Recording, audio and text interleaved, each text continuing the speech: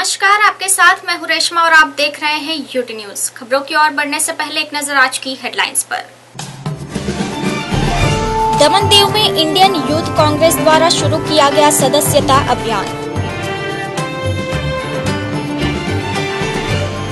दमन के दलवाड़ा में जय जलाराम गौशाला का किया गया शुभारंभ।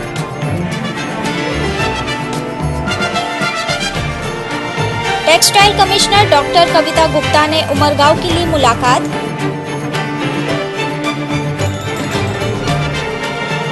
और सिलवासा में आयोजित होने वाली मैराथन दौड़ की तैयारियां अंतिम चरणों में।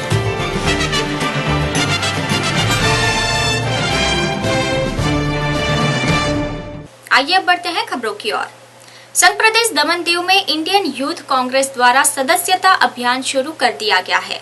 शुक्रवार के दिन दमनदीव प्रदेश कांग्रेस अध्यक्ष केतन पटेल की अध्यक्षता में इंडियन यूथ कांग्रेस की बैठक आयोजित हुई। इस बैठक में केतन पटेल के अलावा इंडियन यूथ कांग्रेस के सचिव ऋत्विक जोशी, दमनदीव इंडियन यूथ कांग्रेस के चुनाव आयुक्त सुमित खन्ना एवं डीआरओ आकाश भाटिया मुख्य रूप से मौजूद रहे। इस दौरान उपस्थित युवाओं को इंडियन यूथ कांग्रेस में कैसे जुड़ना, सदस्यता कैसे ग्रहण करना और सदस्यता ग्रहण करने के बाद जिला स्तर तक कैसे पहुँचना, इन सभी विषयों पर विस्तार पूर्वक जानकारियां प्रदान की गई। साथ ही सदस्यता ग्रहण करने की ऑनलाइन एवं फॉर्म भरने की प्रक्रिया के बारे में भी इन युवाओं को समझाया गया। बता दें कि इस अभियान के तहत एसटी, एससी और ओबीसी के लिए आरक्षण भी रखा गया है, जिसके तहत महिलाओं को सदस्य बनाने के लिए इंडियन यूथ कांग्रेस के अधिकारियों द्वारा विशेष अभियान चलाया जाएगा ताकि अधिक से अधिक महिलाओं की संख्या इसमें जुड़ सके। जहां 8 अप्रैल से शुरू किया गया यह अभियान आगामी 28 दिन तक जारी रहेगा, यानी 5 मई को इस सदस्यता अभियान की अंतिम तारीख दी गई है। लिहाजा 5 मई से पूर्व दमनदीव के युवा कांग्रेस की विचारधाराओं से अवगत होकर अपनी सदस्यता दर्ज करवाए, ऐसी अपील की गई है। इंडियन यूथ कांग्रेस ने आज दमन एंड दीव स्टेट के लिए युवा कांग्रेस की मेंबरशिप को लॉन्च किया है। आज से 28 दिन तक ये मेंबरशिप का पीरियड रहेगा। इस दौरान आप फिजिकल फॉर्म भर के युवा जो भी सदस्य यूथ कांग्रेस का बनना चाहता है फिजिकल फॉर्म भर सकता है, या विद आईवैसी नाम से जो ऐप हमारे यूथ कांग्रेस सिस्टम ने रिलीज़ किया है उसको डाउनलोड करके उसके माध्यम से या ऑनलाइन जाकर भी आप मेंबरशिप कर सकते हैं। हम फोकस करते हैं कि आइडियोलॉजी हमारे जो कांग्रेस विचारधारा के साथ जो व्यक्ति उससे सहमत है, और दूसरा जो क्वालिटी पे हम फोकस कर रहे हैं कि वो कल को बन के आता है तो हमारे लिए वो एक एसेट के रूप में काम कर सके। तो हम ये चाहते हैं कि अच्छे से अच्छे क्वालिटी के लोग आएँ। नंबर्स पे भी हम डिनायल पे नहीं हैं कि हमें बहुत कम नंबर चाहिए, लेकिन हम इस बात के लिए भी कि हम उस जो इसमें बैलेंस रखें कि दोनों चीज़ों में नंबर्स भी हमारे पास अच्छे आए और क्वालिटी भी मेंबरशिप आए। टारगेट एज सच हो। सर, मेंबरशिप के अंदर रिजर्वेशन रखा गया है एससी, एसटी, ओबीसी, लेकिन कई बार देखा जाता है कि गांव के लोग नहीं बनते, खास करके महिला। तो उस तक जोड़ने के लिए आप किस तरह प्रयास करें, किस तरह उनके बीच जाएं? देखिए, स्पेशल कैंपेन्स हम इसमें कर रहे हैं। हमारे यहाँ पर हमने एक परमानेंट रूप से डिस्ट्रिक्ट रिटर्निंग ऑफिसर आकाश भाटिया जी को अपॉइंट किया है। बाकी जो कांग्रेस के ऑब्जर्वर्स हैं या कांग्रेस की लीडरशिप है या इलेक्शन कमीशन से या आईवाईसीज, हमारे साथी सेक्रेटरी जोशी जी भी हमारे बीच में है। तो एक कलेक्टिव एक एफर्ट से सब लोग मिलजुल कर गाँव में जाएंगे, अवेयर करेंगे और मोटिवेट करेंगे यंगस्टर्स को। और देखिए, आज अगर हम इस फील्ड को खाली छोड़ देते हैं और यंगस्टर्स को हम डीमोटिवेट करते हैं, अगर हम ये कहें कि राजनीति में आपने नहीं आना है, तो टैलेंट को हम खुद ही दूर कर रहे हैं और फिर हम कंप्लेंट कर रहे हैं कि टैलेंट नहीं आ रहा है। तो रैदर दैन इस अप्रोच के कि हम इस इंस्टीट्यूशन को ही गलत ठहराएं, वी शुड एनकरेज। किसी ने इस इंस्टीट्यूशन को चलाना है तो approach should be like that कि हम लोगों को, अच्छे लोगों को एनकरेज करें। युवा को ये कभी ना बोलें कि आप इंस्टीट्यूशन से दूर रहिए, ये गंद है, इसमें मत जाइए। लेकिन अगर आप ऐसे करते हैं तो उन लोगों के लिए स्पेस छोड़ देते हैं जिनसे आपको कटुता होती है, जिनसे आप परेशान हैं। सर, सदस्यता कब से कब तक रहेगी? ये हम आज 8 तारीख से 5 तारीख मई शाम 5 बजे हम इसको क्लोज कर देंगे। उसके बाद हम कोई फॉर्म या फीस नहीं देंगे। मेंबरशिप जिसको भी फॉर्म और फीस के साथ आना है वो 5 मई शाम 5 बजे से पहले उसको हमारे प्रेमिसेस के अंदर आ जाना पड़ेगा। सर मेंबरशिप के लिए कोई डॉक्यूमेंट रखा गया है? हाँ बिल्कुल डॉक्यूमेंट है। आपको पहले सबसे पहले जो एक्टिव मेंबर है उसको एपिक कार्ड की कॉपी देनी पड़ेगी। जो प्राइमरी मेंबर्स है, देखिए इसमें प्राइमरी मेंबर से हम कोई डॉक्यूमेंट नहीं ले रहे हैं, हमसे उनसे सिर्फ उनका एपिक कार्ड नंबर ले रहे हैं जिसको हम क्रॉस वेरीफाई करेंगे। उसको उसका फिजिकल कॉपी हम उनसे नहीं मांग रहे हैं। लेकिन इसमें दौरान दो जो मेंबर्स हैं उनको फ़ोन नंबर देना ज़रूरी है। एक्टिव मेंबर जो है मिस्ड कॉल करेगा, हमारे सिस्टम पे जो फ़ोन नंबर है वहाँ पे उससे 1 टाइम पासवर्ड मिलेगा, जो उसको अपने फॉर्म पे उस 1 टाइम पासवर्ड को उसको भरना ज़रूरी होगा। दमन में गुड़ी पड़वा एवं नवरात्रि के शुभ अवसर पर जय जलाराम गौशाला का शुभारंभ किया गया।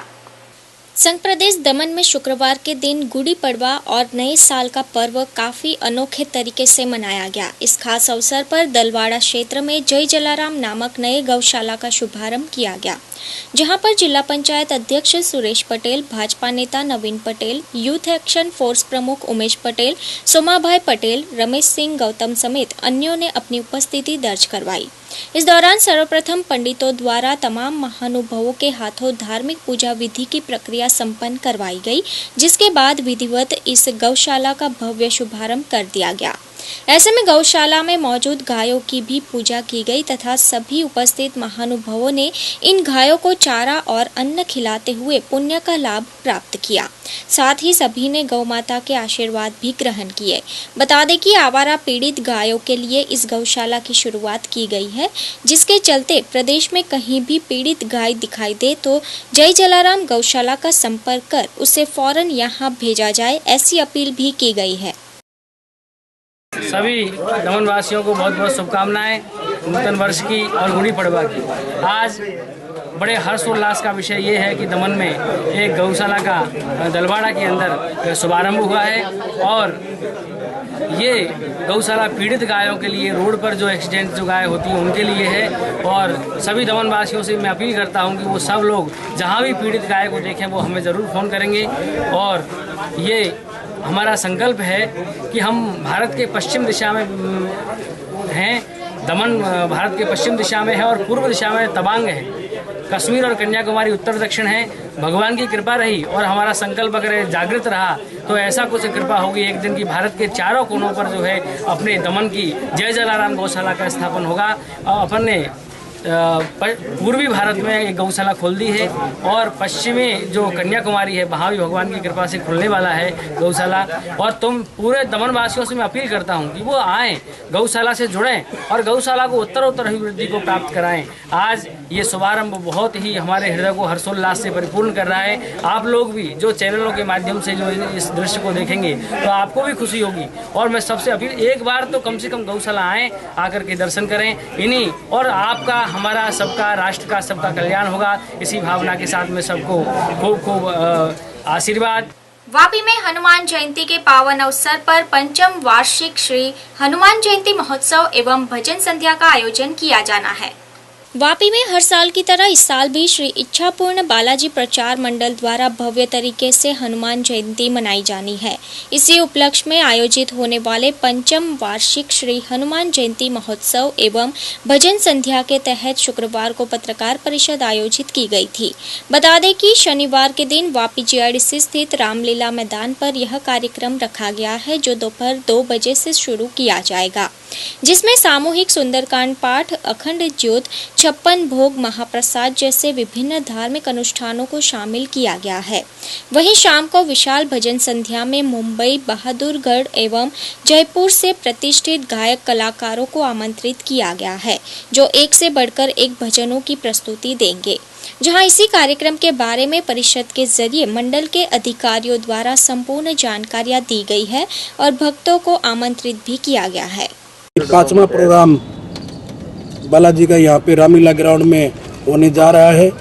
9 तारीख को सैटरडे के शनिवार के दिन में 2 बजे से सामूहिक सुंदरकांड का पाठ, उसके बाद में 6 बजे से बाबा के भजनों का गुणगान और साथ में भंडारे का आयोजन। और इस प्रोग्राम में जाने माने कलाकार राजस्थान से, दिल्ली से और बॉम्बे से भी बुलाया गया है। वलसाड़ डिस्ट्रिक्ट की पूरी जनता को श्री इच्छापूर्ण बालाजी प्रचार मंडल अपील करता है आप ज़्यादा से ज़्यादा बड़ी तादाद में आएँ और यहाँ पे बाबा का जो गुणगान है उसका लाभ उठाएं। अपना इच्छापूर्ण बालाजी प्रचार मंडल पिछले 7 सालों से यहाँ पे कार्यरत है। सभी कार्यकर्ता हम हर शनिवार को इस मंडल के द्वारा सुंदरकांड पाठ आयोजित करते हैं, जो हर घर में निःशुल्क किया जाता है। किसी भी भाई के घर में, ऑफिस में, संस्थान में, जहाँ पे भी सुंदरकांड का आयोजन होता है, हम सब लोग अपनी टीम के साथ जाते हैं और वहाँ पे बाबा का 2 घंटा 2.5 घंटा लगता है, उसमें सुंदरकांड का पाठ करते हैं। और पिछले 7 साल से चल रहा है। हर साल अपन वार्षिक उत्सव मनाते हैं। इस साल अब रामलीला मैदान में किया है, हर साल जलाराम मंदिर में होता था।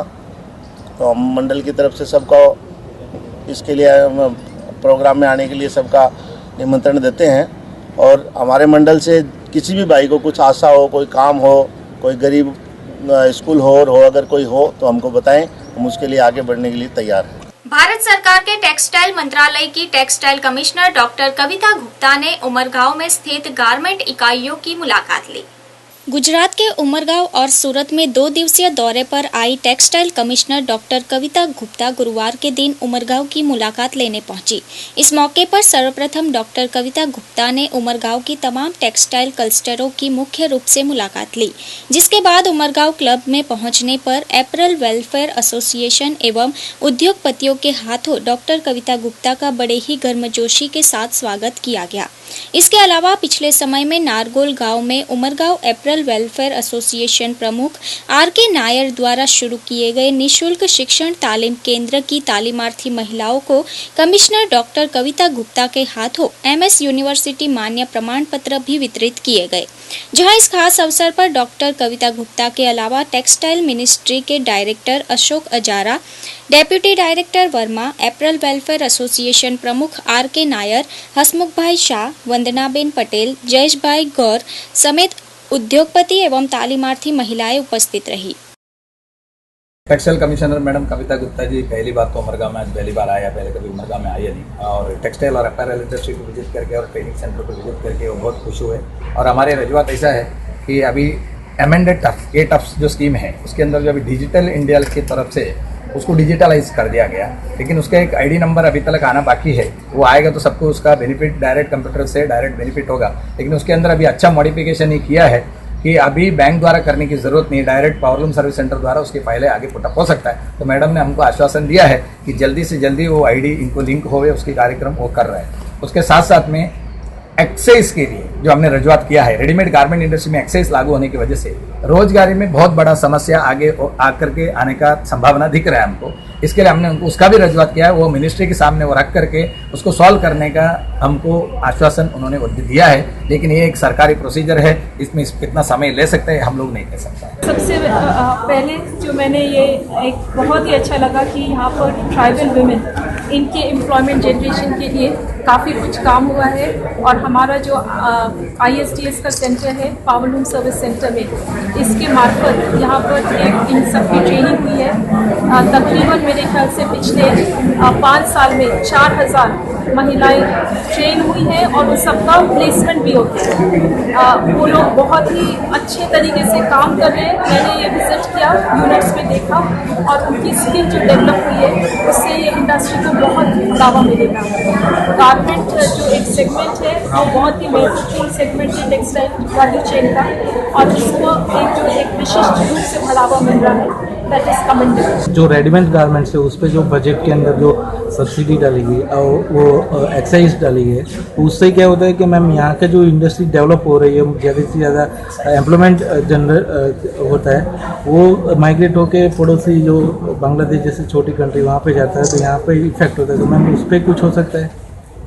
मैंने ये एक पॉइंट दिया था लोगों ने, मैंने उनको बोला आप एक रिप्रेजेंटेशन बना कर दे दीजिए, क्योंकि इसका एक्साइज का परव्यू मिनिस्ट्री ऑफ फाइनेंस की तरफ से है, तो हम लोग आपकी रिप्रेजेंटेशन मिनिस्ट्री ऑफ फाइनेंस तक पहुंचा देंगे। गुजरात राज्य के खेल मंत्री श्री नानूभाई वानाणी की उपस्थिति में उमरगांव तालुका के लोक संवाद सेतु कार्यक्रम का आयोजन किया गया। गुजरात की मुख्यमंत्री आनंदीबेन पटेल के दिशा निर्देशन में लोगों की समस्या का मौके पर ही हल निकालने हेतु राज्य भर में तीसरे लोक संवाद सेतु कार्यक्रमों का आयोजन किया जा रहा है। इसी उपलक्ष्य में शनिवार को उमरगांव तालुका में खेल मंत्री श्री नानूभाई वानाणी की अध्यक्षता में यह कार्यक्रम MM हाई स्कूल परिसर में रखा गया था। इस कार्यक्रम में उपस्थित लोगों द्वारा विभिन्न विभागों के कुल 148 जितने प्रश्न अधिकारियों के समक्ष पेश किए गए, जिसमें से 113 प्रश्नों का मौके पर ही सकारात्मक रूप से निवारण कर दिया गया। इसी के साथ 40 गांवों के अंतर्गत आने वाली माणिकपुर पेयजल परियोजना को आगामी 1 महीने के भीतर कार्यान्वित करने, पलगाम देहरी गांव में लो वोल्टेज का प्रश्न हल करने तथा उमरगांव सरीगाम औद्योगिक क्षेत्र में प्रदूषण फैलाने वाली यूनिटों के खिलाफ कानूनी कार्यवाही किए जाने के महत्वपूर्ण निर्णय भी लिए गए हैं। इस लोक संवाद सेतु कार्यक्रम में वलसाड जिला पंचायत प्रमुख जितेंद्र भाई टंडेल, उमरगांव विधायक रमन पाटकर, पारडी विधायक कनुभाई देसाई, वलसाड जिला प्रभारी सचिव वत्सला वासुदेवा, डीएसपी प्रेमवीर सिंह सहित अन्य अधिकारियों की मौजूदगी रही। सीसीटीवी कैमरा क्या लगा एमने મને જવાબ આપ્યો કે દરેક કંપનીના ગેટ પર લાગેલા ભાઈ એની સુરક્ષા માટે લગાવેલા। આપણે સીસીટીવી કેમેરા કેવા લગાવવાની વાત કરી કે સરી કંપની અંદર જીઆઈડીસી ની અંદર એન્ટર થતા તમામ રસ્તાઓ ઉપર સીસીટીવી કેમેરા લગાડવામાં આવે। સાહેબ બહુ મોટો પ્રશ્ન છે, કેમિકલના વેસ્ટ એસિડ વગેરે ટેન્કરો સરીગામમાં આવીને બંધ કંપનીઓમાં ખાલી થઈ જાય અને એ બધું વેસ્ટ આવે લિક્વિડ દરિયામાં અને સીએનજીનો ઉપયોગ તેમાં પણ આ ધંધા ચાલી રહ્યા છે। તો સીસીટીવી કેમેરા લગાડે તો એ જે ગોળ ધંધા કરવાના ટેન્કરવાળા છે એને પકડી શકાય। એમણે મને કીધું કે દરેક કંપનીના ગેટ પર લગાડ્યા છે, મારે કેવી રીતે માની લેવા એમની વાત? તો અમે 2007 થી જે સરહદ ગમના કેસ કરે છે એમાં જેટલા કેસ છે અને એમાં આપણે 44 બેગોના આરોપી હાજર થયા છે, જેમાં વિવિધ દંડ છે તથા બાંધકામ બેગોને સ્થગિત કરવા તાત્કાલિક હુકમ કરવામાં આવે છે, રિવાઇઝ પરવાનગી લેવાની હોય છે, એ પ્રકારના અંતિમ હુકમો થયા છે અને હાલ અમારી પાસે 19 જેટલા સરહદ ગમના કેસ છે।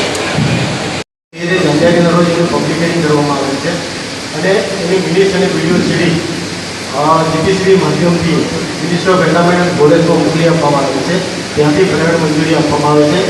એ નોટિફિકેશનના ભાગરૂપે એની લોક સુનાવણી કરવામાં આવે છે। ગુજરાત સરકારના હાથમાં નથી, ભારત સરકારના હાથમાં। એટલે જીપીસીબીનો જ્યાં સુધી સંબંધ છે ત્યાં સુધી એને પર્યાવરણના એના જ્યાં સુધી નોર્મ્સ ન પૂરા થતા હોય ત્યાં સુધી કોઈ જીપીસીબી મંજૂરી ન આપે, પરંતુ ભારત સરકારના પ્રયોગમાં આવતું હોય કે ગુજરાત સરકારના પ્રયોગમાં આવતું હોય એના જો નોર્મ્સ પૂરા થતા હોય તો એની નીતિ પ્રમાણે આ મંજૂરી આપવામાં આવતી હોય છે। એટલે એમાં આ નીતિ વિષયક નિર્ણય છે, એની ચર્ચા આપણે નહીં કરી શકીએ અને એનો નિર્ણય પણ નહીં કરી શકીએ।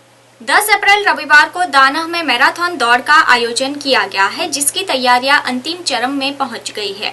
दपाड़ा से सुबह 6 बजे मैराथन शुरू होगी, जिसमें 11 किलोमीटर की दूरी तय करने के बाद सिलवासा स्टेडियम ग्राउंड पर यह मैराथन समाप्त की जाएगी। इसमें करीबन 2000 से भी अधिक युवक युवतियां शामिल रहेंगे। मैराथन में यूटी न्यूज का भारी योगदान रहेगा। इस संदर्भ में आयोजक जयेश पागी ने हमारे संवाददाता से बात करते हुए विस्तृत जानकारी दी। दादरा नगर हवेली में 10 अप्रैल रविवार को करीब 11 किलोमीटर लंबे मैराथन दौड़ का आयोजन होने जा रहा है, जिसे लेकर यहाँ के युवाओं में भारी उत्साह है। इसमें हमारे साथ मैराथन के आयोजक जयेश पागी हैं। पागी जी, ये जो आप मैराथन दौड़ करने जा रहे हैं, इसकी किस तरह से रूपरेखा है? ये मैराथन 11 किलोमीटर रखा है, तो ये मैराथन 10 तारीख को सुबह दपाड़ा से स्टार्ट होगा। तो खाने सिलवासा स्टेडियम ग्राउंड में उसका फिनिशिंग है। ये मैराथन अब यहाँ के बहुत सारे बच्चे पार्टिसिपेट हो चुके हैं, तो उनमें काफ़ी उत्सुकता आया है कि वो ज़्यादा से ज़्यादा पार्टिसिपेट करके वो मैराथन में भाग लेना चाहते हैं। तो 11 किलोमीटर का आपने बताया कि मैराथन दौड़ है, तो कितने बजे इसका ओपनिंग होगा? ये ओपनिंग जो सुबह 6 बजे चालू होगा, जो प्लेग वार्म अप वगैरह वहाँ से चालू होगा, तो 6:30 बजे तक वो वहाँ से स्टार्ट हो जाएगा। ये मैराथन 11 किलोमीटर के लिए। कितने धावक इसमें भाग ले रहे हैं? इसमें धावक 2000 के आस करीब पार्टिसिपेट हो रहे हैं। कितने उम्र के लोग हैं? तो उसमें तो ओपन ही रखा है, जो 18 साल के ऊपर पूरे शामिल हो गए। इनाम वगैरह क्या रखे हैं? इनाम वगैरह फर्स्ट सेकंड थर्ड प्राइज रखे हैं। तो मैराथन दौड़ के आयोजन के पीछे मुख्य मकसद क्या है आपका? हमारे मैराथन रखने का मुख्य उद्देश्य ये है कि यहाँ के बच्चों को, जो बहुत सारे ऐसे है कि वो बहुत दौड़ते हैं लेकिन उनको जैसा ट्रैक मिलता है वैसा ट्रैक नहीं मिल रहा है, तो हमारा ये कि यहाँ के लोगों को धीरे धीरे स्पोर्ट में महत्व जानकारी देते हैं, हम लोगों को आगे बढ़ाना चाहते हैं। उनके अवेयरनेस लाना, जो बहुत सारे जो बड़े बड़े मैराथन होते हैं उनको कहाँ जाना है, क्या कैसा फॉर्म बना है उनको मालूम। तो हम लोग ऑफलाइन फॉर्म रख के हम लोगों ने लोगों को गांव से बुला के यहाँ पार्टिसिपेट करा दिया है। तो मैराथन दौड़ का मुख्य आयोजक कौन है और इसमें सहयोग किसका है? मुख्य आयोजक मैराथन में टूरिज्म डिपार्टमेंट है सपोर्टेड, और मुख्य आयोजक global approach for rural development government NGO है, और इसमें यूटी न्यूज मीडिया पार्टनर भी है। तो लोगों से क्या, युवाओं से क्या निवेदन कर रहे हो इसको सफल बनाने के लिए? ज़्यादा से ज़्यादा इसमें युवा भाग लेना चाहते हैं, और उनको की सर्टिफिकेट वगैरह सबको टॉप 10 में दिया जाएगा। तो युवा में काफ़ी उत्साह आ चुका है। आपने देखा कि यह मैराथन के आयोजक जयेश पागी हैं, जो इस मैराथन के विषय में बताया कि 10 अप्रैल को रविवार को सुबह करीब 6:30 बजे दपाड़ा से मैराथन का शुरुआत होगा, जो सिलवासा स्टेडियम ग्राउंड तक आएगा। इसमें यह दूरी करीब 11 किलोमीटर है, और इसमें 2000 से ऊपर युवाओं ने अपना पंजीकरण भी करा लिया है। एक पूरी व्यवस्था कर ली गई है, और इसे सफल बनाने के लिए यह सभी दादरानगर हवेली के युवाओं के साथ लोगों से भी सहयोग की अपेक्षा की। कैमरामैन चंदन सिंह के साथ अशोक पांडे, यूटी न्यूज, सिलवासा। सिलवासा में चल रहे SCL क्रिकेट टूर्नामेंट में सभी टीमों द्वारा धुआंधार प्रदर्शन दिया जा रहा है। सिलवासा क्रिकेट लीग कार्य अंतिम चरण पर पहुंच चुका है। CPF एवं दादरा नगर हवेली पर्यटन विभाग द्वारा आयोजित SPL क्रिकेट टूर्नामेंट में खिलाड़ी जमकर अपनी प्रतिभा का प्रदर्शन कर रहे हैं। IPL की तर्ज पर इस टूर्नामेंट में कुल 10 टीमों ने भाग लिया है। कल शाम 4 मैच खेले गए, जिसमें काफी कटुकट मुकाबला देखने को मिला, जिसमें सबसे रोमांचक मैच खानवेल और रखोली के बीच खेला गया है। खानवेल की टीम में SPL के सबसे महंगे खिलाड़ी दीपक पोलार्ड ने अपनी कीमत को सही दर्शाते हुए धुआंधार बल्लेबाजी की। बता दें कि पोलार्ड को खानवेल टीम की मालिक ने 50,000 रुपए में खरीदा है। मैच के समापन पर कल चीफ गेस्ट रहे यूटी न्यूज के संवाददाता अशोक पांडे के हाथों से मैन ऑफ द मैच का पुरस्कार ग्रहण करने के बाद पोलार्ड ने बताया कि हमारी कोशिश रहेगी कि टीम को फाइनल तक पहुंचाएं और ट्रॉफी पर कब्जा करें। टारगेट आज दिया गया था आपको, तो जब आप ओपनिंग उतरे तो क्या आपके दिमाग में था, क्या सोच थी और किस सोच के साथ आप उतरे मैदान में? पहले तो मुझे विनीत भाई ने बोला था कि 2 ओवर में पावर प्ले में ज्यादा से ज्यादा 20-30 रन आए तो अच्छा रहेगा। तो मैं वो बहुत कोशिश की, मैं और अनिल सिंह ने, तो हम लोग ने 4 ओवर में 44 रन बनाए। तब से मेरे को ऐसा लगा कि अब हम विन हो सकते हैं।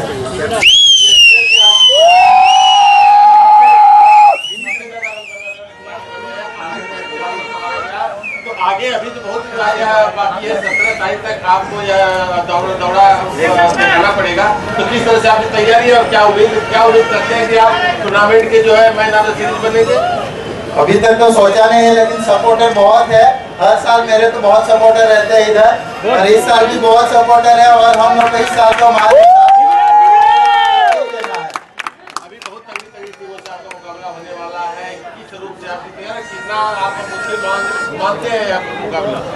ऐसे तो हम लोग तकरीबन उनको हरा ही दिया है, तो बाल देवी को अभी देखते हैं आगे क्या होता है। वो लोग को काम करना होगा हम लोग के टीम के सामने कि कैसे जीते खानवेल के सामने। चैत्र नवरात्रि की शुरुआत होते ही सिलवासा गायत्री मंदिर में भक्तों की भारी भीड़ देखी गई। आज से चैत्र नवरात्रि का शुभारंभ हो चुका है और भक्तगण मां अंबे को रिझाने में कहीं कोई कसर नहीं छोड़ रहे हैं। घर से लेकर मंदिरों तक कलश स्थापना के साथ मां के जयकारे की गूंज उठ चुकी है और अनावरत 9 दिनों तक भक्तिमय वातावरण बना रहेगा। इस अवसर पर सिलवासा के गायत्री मंदिर में सुबह से लेकर शाम तक भक्तों की भारी भीड़ देखी गई। पूजा अर्चना, भजन कीर्तन, आरती गुंजायमान रहा। आइए अब यूटी न्यूज इंडिया में एक नजर डालते हैं देश विदेश की अन्य खबरों पर।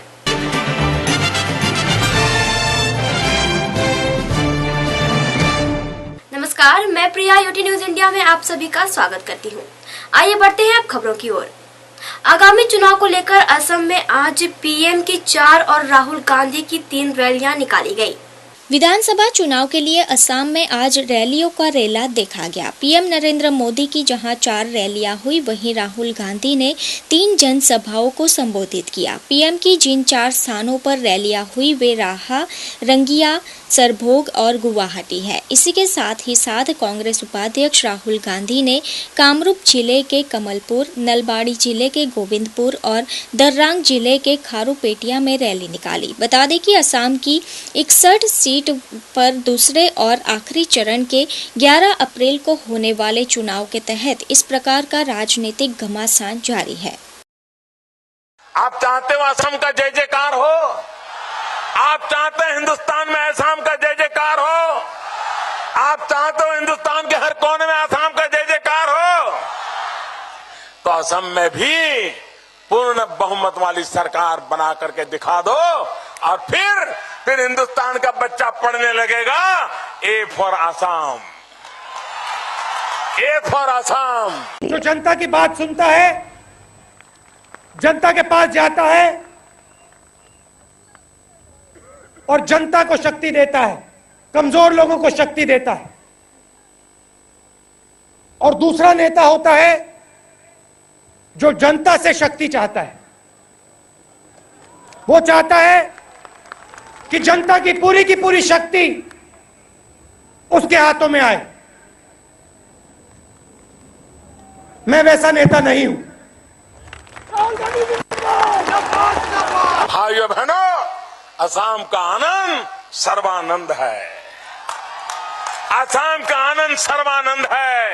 ए फॉर असम, ये सपना लेकर के हम चल पड़े हैं। मुझे आपकी शक्ति नहीं चाहिए, मुझे आपकी शक्ति नहीं चाहिए। मैं चाहता हूं कि आप अपनी शक्ति का इस्तेमाल करें। मैं चाहता हूं कि आपको शक्ति मिले, असम के युवा को शक्ति मिले, महिलाओं को शक्ति मिले, सबको शक्ति मिले। और आप इस शक्ति से असम को आगे बढ़ाओ, हिंदुस्तान को आगे बढ़ाओ। महाराष्ट्र का लोकप्रिय घाट गुड़ी पाड़वा पर 130 साल में पहली बार सूखे की कगार पर देखा गया। महाराष्ट्र में गोदावरी नदी का रामकुंड, जहां हजारों श्रद्धालु गुड़ी पड़वा के दिन स्नान करते हैं, लेकिन इस बार सिर्फ इन तीर्थयात्रियों के घुटने ही पानी तक पहुंच पाएंगे, क्योंकि नासिक का यह कुंड पिछले 130 साल में पहली बार सूखने की कगार पर है। गुरुवार को कोर्ट ने उस याचिका पर सुनवाई की जिसमें कहा गया है कि राज्य सूखे की मार झेल रहा है। पुरोहित संघ ने नगर निगम से अपील की थी कि शुक्रवार गुड़ी पड़वा के दिन पानी का इंतजाम किया जाए, ताकि वह इस मौके पर धार्मिक अनुष्ठानों को पूरा कर सके। असम कामाख्या मंदिर में पूजा करने के बाद सिर्फ पानी पीकर अगले 9 दिन व्रत रखेंगे नरेंद्र मोदी। आज से नवरात्रि का पर्व शुरू हो गया है। नवरात्रि में मां दुर्गा के भक्त मां के अलग अलग रूपों की आराधना करते हैं। इस भक्ति भाव में प्रधानमंत्री नरेंद्र मोदी भी लीन है। मोदी ने आज असम के कामाख्या मंदिर में जाकर पूजा की और अगले 9 दिन तक बिना अन्न खाए नवरात्रि का व्रत करेंगे। प्रधानमंत्री नरेंद्र मोदी सिर्फ पानी पीकर यह व्रत रखेंगे। हिंदू पंचांग के मुताबिक आज नया साल भी शुरू हो गया है।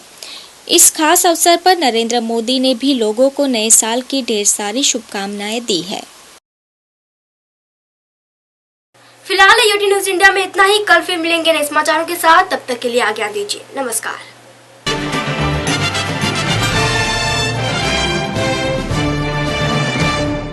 समाचार समाप्त करने से पहले फिर से एक नजर आज की हेडलाइंस पर।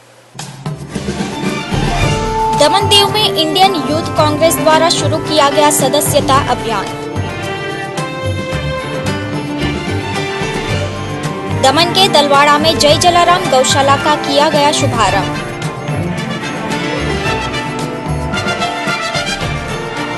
टेक्सटाइल कमिश्नर डॉक्टर कविता गुप्ता ने उमरगांव के लिए मुलाकात।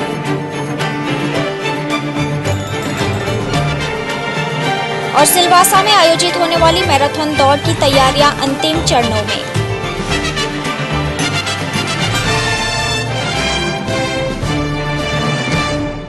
फिलहाल यूटी न्यूज के इस बुलेटिन में इतना ही। अगले बुलेटिन में हम फिर हाजिर होंगे कुछ और ताजा तरीन खबरों के साथ। तब तक के लिए नमस्कार।